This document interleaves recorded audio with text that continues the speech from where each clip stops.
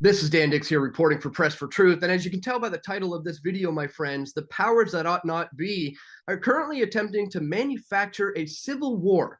And one of the key groups that they are targeting to try to convince society that this is a thing is so-called right-wing extremism.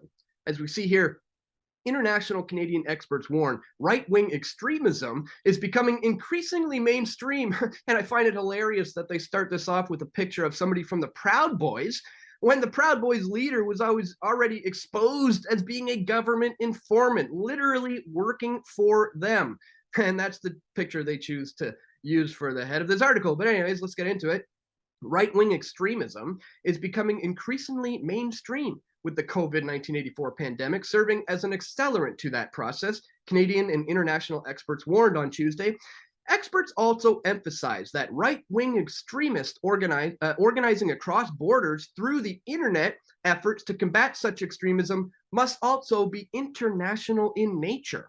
One of the greatest battles that we are facing in terms of our work is the mainstreaming of extremism, the proliferation of conspiracy theories, and the tremendous surge in misinformation and disinformation. Marilyn Mayo, a senior research fellow at the US-based Anti-Defamation League's Center on Extremism, said in Ottawa on Tuesday at an international conference on right-wing extremism. For the 20th year, experts gathered from around Europe and North America to discuss far-right extremism and how to disrupt it. This year's conference, held for the first time in Canada, was hosted by the Friedrich Ebert Foundation, a nonprofit headquartered in Germany, the German Embassy in Ottawa, and the Canadian Anti-Hate Network. And if you're any familiar with this channel, you will know the Canadian Anti-Hate Network had a campaign against me. And so I have a campaign directly against them. If you haven't seen that, guys, I'll put a link in the description below. You can read the full campaign story. But let's continue. A House of Commons committee report identified that ideologically motivated violent extremism is on the rise in Canada, particularly amid an increase in anti-authority and anti-government rhetoric during the pandemic. Within that umbrella, far-right extremism is the primary source of concern, several experts told the House Standing Committee on Public Safety and National Security. So we have a lot of information to unpack in this video, ladies and gentlemen. So joining me on the line right now to help us do that is my good friend Josh Sigurdson of World Alternative Media.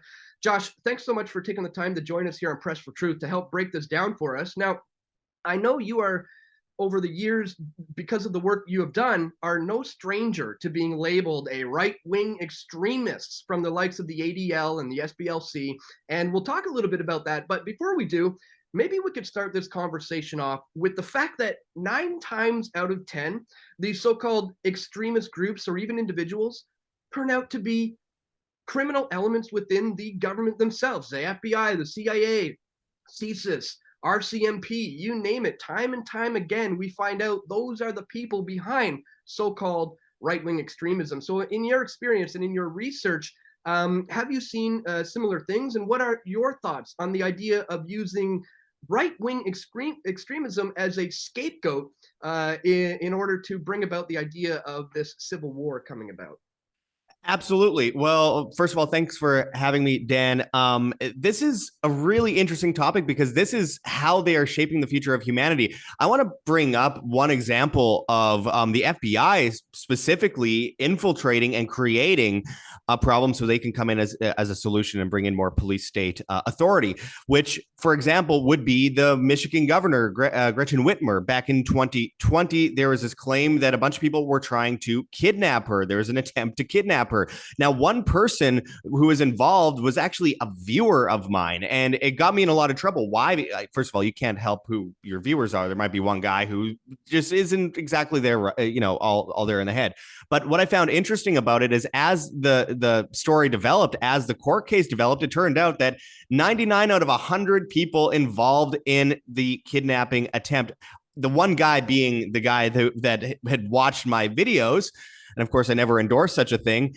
It turned out to be FBI. So 99 out of 100. They always do this. You did the film Into the Fire. You saw how police infiltrated the protesters in, all the way back. I guess that was in 2010. And again, this is all about, to completely simplify this, this is about order out of chaos. And in a macro scale, this is about creating a civil war, driving people against each other, and then gaining the benefit from that, which means basically they will shove us into the Great Reset. That I'll get into that later, but I want to point out that these people call us extremists. These people call us extremists, despite the fact that they are the same people that over the last 2.5 years supported destroying families, masking children, bringing in vaccine passports, shutting down bank accounts, banning protests, all while they praised people for burning down small businesses because they were peaceful, fiery, but mostly peaceful protests. This is Orwellian doublethink in a nutshell, Dan. The whole idea is that up is down, left is right, freedom is slavery, ignorance is strength, war is peace. That is always what they are trying to do. They're manipulating our minds, they're psychologically programming us, and those that are awake are left feeling like we're going insane because we are faced by every Twilight Zone apparatus you could possibly imagine. Look, when we see these groups, what we just saw in the United States, for example, Joe Biden did a speech in front of a satanic, bloody background with military men with white gloves behind him as he did his first speech ever where he actually made sense. And unfortunately, that sense was insanity. And he basically said, anyone who doesn't support me is an extremist. And then when the press secretary, Karine Jean-Pierre, was asked to elaborate on that insanely bad optic speech where he looks basically like a dictator in every photo. When she was asked to elaborate, she said, look, and this is literally what she said, and I quote, if the majority of people feel a certain way and you don't feel that way, yes, you are extreme. If it isn't abundantly clear right now that they want a civil war, I don't know what else people will need. On 9/11, Kamala Harris claimed that people that supported Trump were the same as the 9/11 hijackers, which was interesting because, 9/11 was an inside job. And so is this. Hillary Clinton compared the so-called MAGA Republicans on the same day on 9/11 to Al-Qaeda, which is interesting because she armed and funded Al-Qaeda. So again, we are dealing with one of the most sophisticated, insane control collapses we've seen in history. And yes, they want civil war, Dan. And getting back to this article, they literally claim that anybody who speaks of, as you said, just basic government overreach is spewing rhetoric. The article said. So if you have a problem with the COVID 1984 pandemic and you have anything to say about it, that apparently is anti-government rhetoric and now puts you in the category of potentially being a right-wing extremist. What do you think of this idea that you can't even speak out against the government today without being labeled some kind of extremist? Well, I'd be shocked if anyone would think it's shocking. I mean, the government itself always wants to gain more control. And if they can, they will. And they did with the COVID pandemic. So, of course, they will continue with any new regulation, any new attempt on our freedom in the future. If you give them an inch, they'll take a mile. If they break your legs, they'll give you crutches. And then everyone goes, oh, hail government. Thank you, government, for saving me from the problems you created in the first place. So when they say that you are an extremist or you're possibly a terrorist, domestic terrorist for daring to question the government, of course, I want to point out psychologically, this is very significant because most people don't actually think this. However, the way they spin this is the media will say it enough times until most people believe that most people believe it. It's like the trans agenda. Like 2% of the public actually care about any of that, but they say it on TV enough until everyone thinks that everyone thinks about it, and it becomes a trend. If we look at the COVID lockdowns and we see the masking situation, when they pulled back the mask mandates, notice how most people didn't continue to wear masks, and that tells you how many people were LARPing and how many people actually believed in these restrictions. The same goes for this. Most people don't buy that we're all extremists for asking questions. Go to any bar, go to any restaurant, talk to the waiter, talk to the bartender, talk to someone at the grocery store, and just easily get into some of these things. Not anything too over the top, but just slightly ease into it. And you'll find most people have questions opinions about what's going on. So that means most people are extreme. Again, if Biden says that anyone that doesn't vote for him is extreme, the minority is extreme, then okay, let's zoom out here.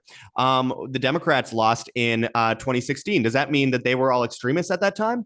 I mean, seriously, what we're dealing with is just psychological programming, and they benefit a lot from this, Dan. What they can get out of this is, as I said, order out of chaos. If they clash people against each other, everyone will be distracted from the tyrants that have done all this to people, the recession, the inflation turning into hyperinflation, the collapse of the supply chain. People are starving. You can't afford electricity. You can't afford gas. And they're bringing in all these tyrannical measures, freezing bank accounts, banning protests as they did during the lockdowns. And if that isn't enough to get people riled up, well, what they need to do is throw some stuff in our face to distract us. Oh, it's that guy's fault. It's that guy's fault. Black versus white, gay versus straight, woman versus man, humanity on humanity. The idea is we are distracted. We fight to the death with each other, and they get away with it because then they can get new police state restrictions in martial law. I urge people to check out the Saskatchewan Emergency Planning Act sections 18 and 18.1, which literally says they are, and this was signed in September of 2021. It's been 1 year now.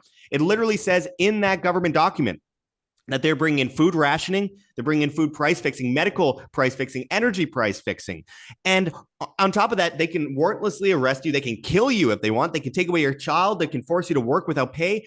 That's what they're planning, but people are focused on each other and infighting, and it's just insane. But of course, it benefits them greatly because they can bring in their martial law and they can move into that great reset, which again will involve carbon credit, social credit, and of course, Trudeau's government was just caught in Winnipeg, Canada, with a leak that came out showing that he's building essentially climate camps where they have interrogation rooms, armories, etc. And I mean, this is going to get crazy, my friends. This is going to get crazy. But of course, we are supposed to be distracted, clash against each other, and viewed as extremists before we're able to do anything about this coming. I hate to call it a doomsday, but honestly, I don't know what else to call it. It's really unbelievable what we're seeing. We've never seen it before in human history. Well, they're currently trying to put everybody of the same mind and anybody who speaks out about any of this under this same camp of so-called right-wing violent extremism. And they're also taking it to another level, saying that it's happening on an international level. So let me get your thoughts on this part of the article where it says, experts also emphasize that right-wing extremists organizing across borders through the internet.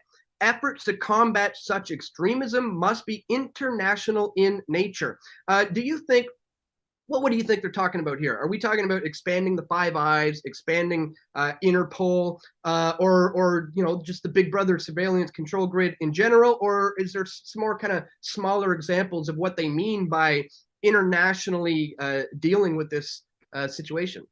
So I'll get to the answer. Bear with me. I need to explain how this is all being built. So essentially, about a year and a half ago, we saw the Turkish lira essentially crater. It collapsed. They went into a huge inflationary event.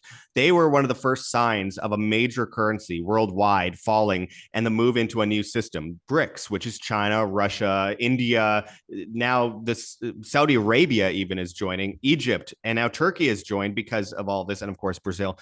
And this is the new system, and it's based in social credit. It's a cashless society, and it's based on a basket of currencies, essentially, which is what the IMF has been working on for a long time with their special drawing rights, a basket of currencies that they could create one global new reserve currency surrounding. The next thing happens is the euro. The euro collapses, and it's now reached US dollar parity. Now, with the euro collapsing, the entire Eurozone is collapsing with it. And we are watching civil unrest. We're seeing the collapse of the energy grid, insane restrictions, potentially 3 years in prison in Switzerland if you have anything above 19 degrees Celsius on your thermostat during the winter. And I was just in Spain where they had a law where you couldn't bring the temperature below 27 degrees Celsius during the heat wave, which is insane. For Americans, that's 81 degrees Fahrenheit. I mean, that is insane.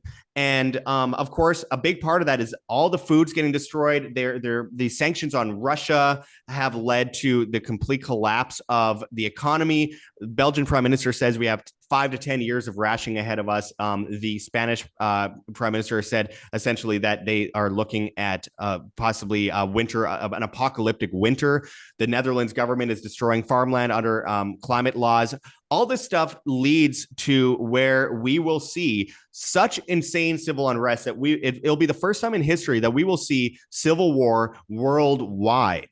And a big part of that is we will see European countries collapse, and then that will be followed by the collapse of the dollar, which is actually doing well versus others in the race to the bottom right now. When the others collapse, the next thing is the US dollar. Jerome Powell recently said that he can see the US dollar losing reserve status in the future, which is insane to hear from the head of the Federal Reserve. But on top of that, he's working on CBDCs to combat it, central bank digital currencies. So we are going to see civil unrest. We're going to see the collapse of multiple economies, and that is going to lead to starvation. That is going to lead to people freezing in the winter and boiling during the summer. And then they will come in with a new system to save everybody. And that new system is going to be based on that new BRICS world order. They are essentially creating a Tower of Babel, Dan. They are creating a global Tower of Babel, and what they will build is this transhumanist movement between one, individualism, two, collectivism. So a giant horde of people worldwide, essentially everyone built into the Internet of Things. So when they talk about looking for an international solution to this problem, that international solution will be tied to your bank account. That international solution will be tied to your carbon credit, how much electricity, water, and gas you use in your house, tied to your smart meter, sent to the government, and tied to your ability to drive on highways. Bill Gates has been building highways in most countries in the world, and they have walls up beside them, and they have toll booths. Well, those toll booths, I believe, in my belief, from what I've researched, will be used for carbon credit passes. Just like vaccine passes were used to get into restaurants, carbon credit passes will be used to get into restaurants. And it will be about saving your children's future. That is the guise that they'll utilize, and that if you use too much electricity, your neighbor won't be able to heat his home during the winter. They will use that social construct just like they did with COVID, again, with the climate lockdowns. So that will cause worldwide civil war. And then they will be able to collapse one empire, the old world empire, the US, the British, the French, into the new empire, which will be China, Russia. Israel is in on the new empire too, because of course they are. And of course, we will see the same thing for a lot of these major countries. As I mentioned, Turkey. If Turkey was the first example with their collapse, then we will see Europe doing the same thing, because Turkey immediately went to BRICS, because of course they knew they were going to be the strong ones. They're not promoting transgenderism on television every day. They're not chemically castrating children. They are honestly doing a lot of horrible things, but not those things that cause a degenerate society to collapse. And therefore, they will be stronger, and the strong will win and survive, and they will overcome the weak. And our culture has been purposely made weak, so it's a controlled collapse. So we have Trudeau, you have Biden, who no one should look up to leaders, but Orwell once said, if you as a society look down on your leader, then that is a sign of the collapse of a civilization.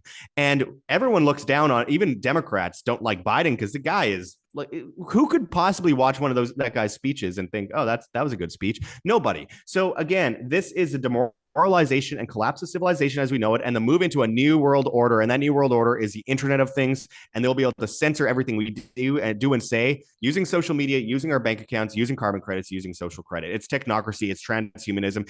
It is good versus evil that we're dealing with right now, and we better be on the good side. Well said, Josh. And let me be very clear, ladies and gentlemen.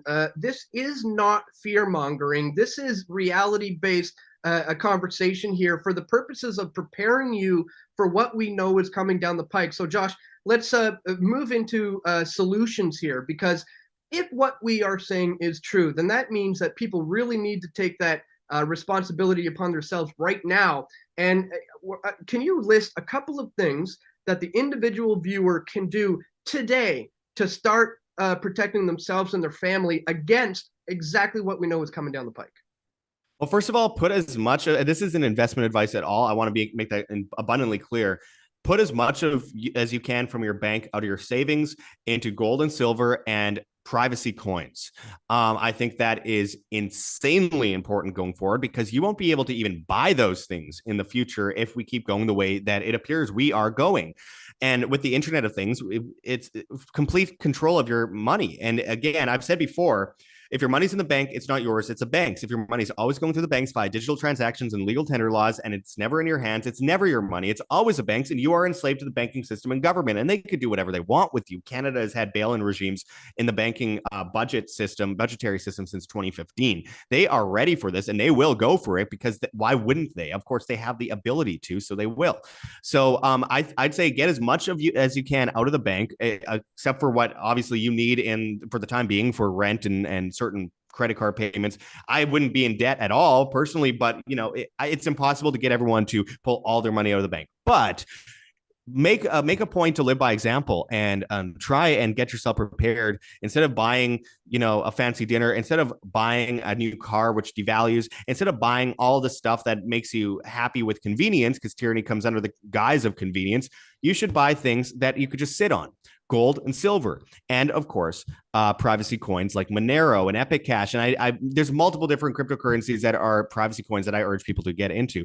But with that said, that's today. And also today, buy some storable foods, buy some seeds, buy some backup batteries, buy some generators, buy some things that will allow you to combat this, because we will fight this civil war, but we don't have to fight it with violence at all. That's what they want. They want to control, collapse society by doing just that. We don't want to walk in the trap. The way that we win this war is by being more human. And what's humanity based in? It's based in empathy. It's based in individualism. It's based in survival. And all of that is, interestingly enough, synonymous with freedom. The word freedom means something. It is you as a human being. You are freedom. So I urge people to get prepared in those ways, because we will win that war. They want us dependent, so we need to be independent. They want us non-empathetic and collective, so we need to be empathetic and individualistic. I think this is unbelievably important. That's how we win this war. They don't expect it, and there's not much they can do about it. Biden recently said, if you want to take down the U.S. government, you'll need an F-15. No, you don't. You just have to withdraw yourself from the system and be independent and go back to what made humanity so great in the first place, what built us up to the point where we could have so many conveniences that we ended up eventually becoming weak. And then after the immediate, I urge people over the coming months, get out of big cities. Get out of big cities, get away from the Bill Gates highways. You might think I'm completely crazy, but people said that in January 2020 when I said all these crazy things about COVID. I urge people to withdraw themselves as much as they can from the system. Get chickens, raise sheep. Get into what makes humanity so great. Dig in the soil, my friends. This planet is miraculous, and there's so much that it offers, but we've forgotten what it means to be human and what it means to be free. So over time, do that. But immediately, yes, get storable foods, because you will not be able to get it on the shelves. And Bill Gates is building essentially camps. He's buying up all this farmland, not using most of it, so that the supply chain goes down at the same time as they bring in environmental regulations to stop the supply chain from moving. Especially in Canada, they're trying to do the same thing they did in the Netherlands, ban 30% of farms. Meanwhile, government's the biggest polluter. Interestingly, in North Dakota, Bill Gates bought up all this land next to the Chinese government, next to U.S. Air Force bases, just south of where the climate camps that Trudeau's building are in Winnipeg. Again, if you guys aren't prepared, you guys are going to end up in a situation where they're developing mRNA infused foods. The University of California and the University in Mexico City, and Bill Gates is funding these projects. They're trying to destroy free-range farms. Bill Gates has called for the end of free-range farms to stop pollution and the move into urban sprawls. It's Agenda 2030, my friends. It's not just depopulation, it's control and it's collapse. And they want us completely on our knees to the grid. Tower of Babel, absolutely. It's a new age of the Tower of Babel, and you don't want it to fall on your head. So yes, get prepared, withdraw from the system. Well said, Josh. And I think one of the best points you reiterated there was the importance of storable foods, heirloom seeds, and digging your hands into that soil, and eventually not being reliant not only on the government, not only on the banks, but not on the grocery stores as well. If you can manage to figure that out moving forward into this manufactured civil war, you're going to fare out much better than the rest. So once again, thank you so much for taking the time to break this one down for us. What's the best place for people to go if they're not familiar with your work, or if they have yet to subscribe to you? Where should they go? Well, they could go to World Alternative Media on Rumble. We're trying to build our profile on there because Rumble's beating YouTube in the App Store right now. So we need to mobilize new people. So the more subscribers on there, the better, because we need to make sure that we reach people outside of the box. For the first time in a couple of years, I was banned on YouTube in October 2020. So I need to reach people that are not already thinking this way. And there's already a lot of people on Rumble in that group. So I think that's important. So Rumble, we're on BitChute, we're on Odyssey, we're on Brighteon, and we're on band.video at World Alternative Media, as well as Rockfin at World Alternative Media. So I urge people to go and find us on those platforms. And of course, I appreciate everything you do over there at Press for Truth, and I appreciate you having me. Of course, it's been a couple of years. Of course, we've done a lot of work over the years since you've started World Alternative Media and since I started Press for Truth. And I'm sure we're going to continue to moving forward as we will continue to be on the front lines of this new world order battle. All right, Josh, thanks so much for joining us, and we'll talk to you later. Take care. Thank you. We all want truth.